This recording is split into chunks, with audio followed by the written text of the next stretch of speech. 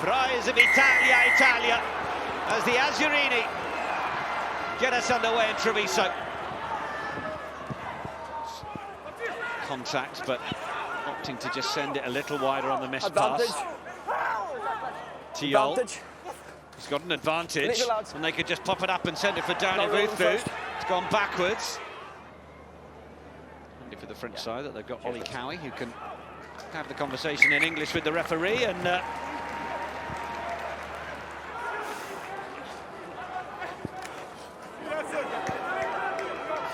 good collisions. Ball not immediately available, but then it is, and the patience. And then the rolling through, and that was beautiful from Akrab, and the support play is superb.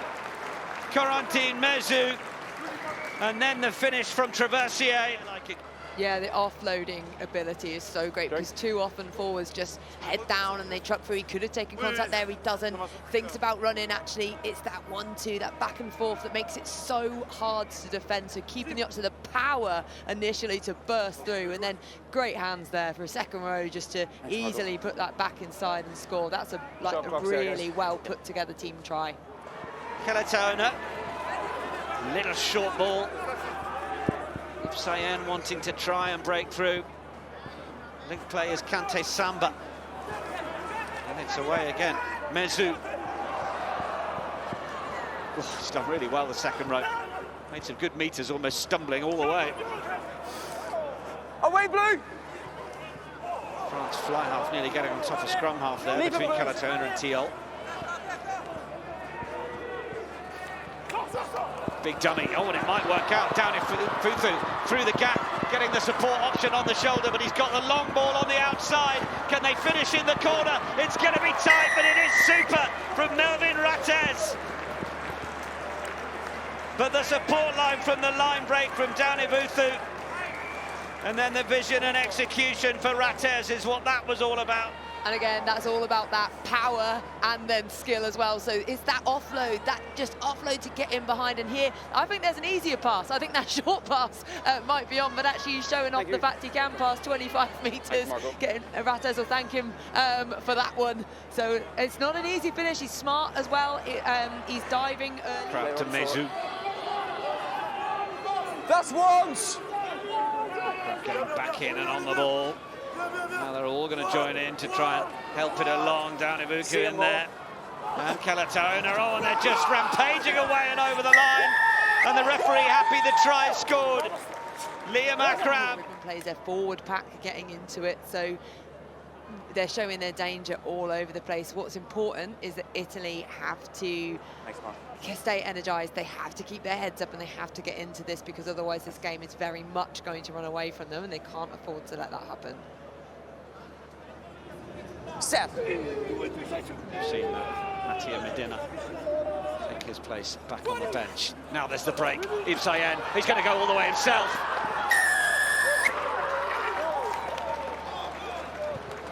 Well, he came into the game earlier than expected due to the early injury to Raphael Darquier, and what an impression he's made. Yeah, just such a powerful runner as well, and when you look, it's like a David and Goliath in terms of size matchup there, but just strong, powerful. Earlier on in the game, he managed to do this and get an offload. This time he doesn't need the offload because he can score it himself, but yeah, what an impact he's had.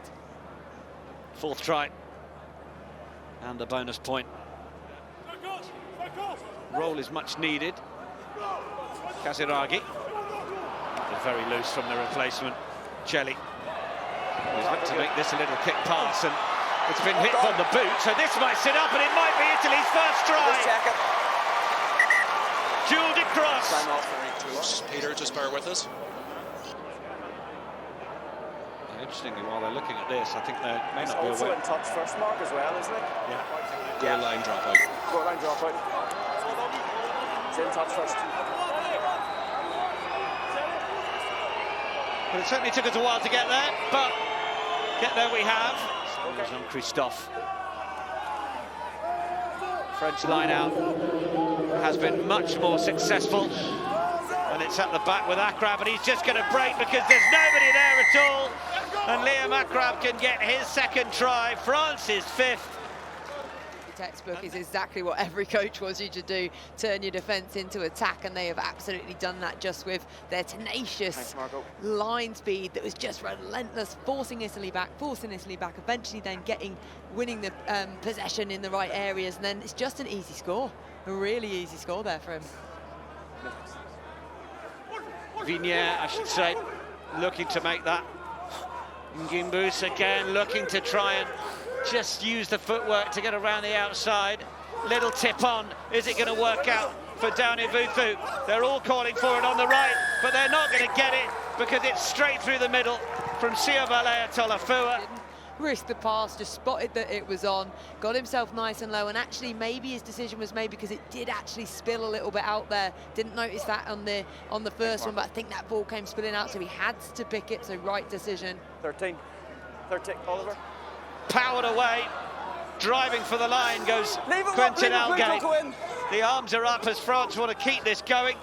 Ibsayen gets low, goes towards the line, not quite that time, or it might be. On the line first. Referee says it is. Ibsayen gets his second try of the match. He has been outstanding this evening. He's just been everywhere. The carries, the work great, and the good strong finish there as well, because there were enough Italian defenders there in and amongst it to potentially hold him up, but you can see they're desperately clambering back now, and look at the offloads again, something we've spoken about all game, but a really strong carry there.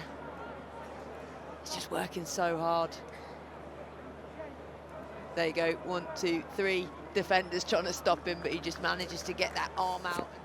A little bit more depth for Chelly, who's sort of stepping in a little bit as an extra option, extra receiver. At least a little bit more thinking time at moments for Roberto Fasti. And now he's back in that familiar rear guard to send it downfield. Now the French, once again. Little lazy switch. Cowie got the support. It was the juggle from Algate. Front of kick, is it? 7, 16. Driving through the challenges, driving through the tackles, believing still that they're going to keep getting away. It's Tom Levesque who keeps giving them the go forwards. The finish is from Lucas Vignier.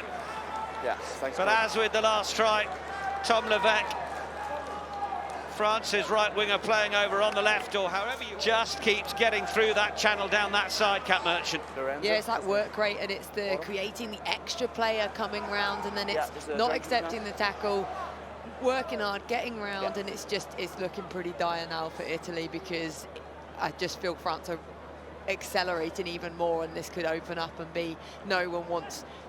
One, you don't want to nil, and you also don't want to have 50 points put on you, and at the minute it's looking like it's going to hit both, so yeah, tough afternoon.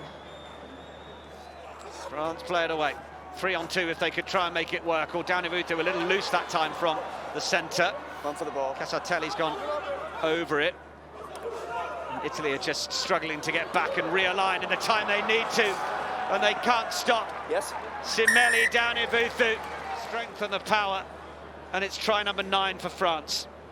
I once coached a team that had twins on it, and one of them got man of the match because they said, oh, we just thought you were everywhere. And it's identical twin, so he was. But no, I don't think there's an identical twin out there this time. I think he just has literally been everywhere today. And it's the power, and I don't think people understand how difficult that is to not only just bowl someone over, but then keep that forward momentum and balance and not fall over. And avoid the ignominy of having not got a single point on the board.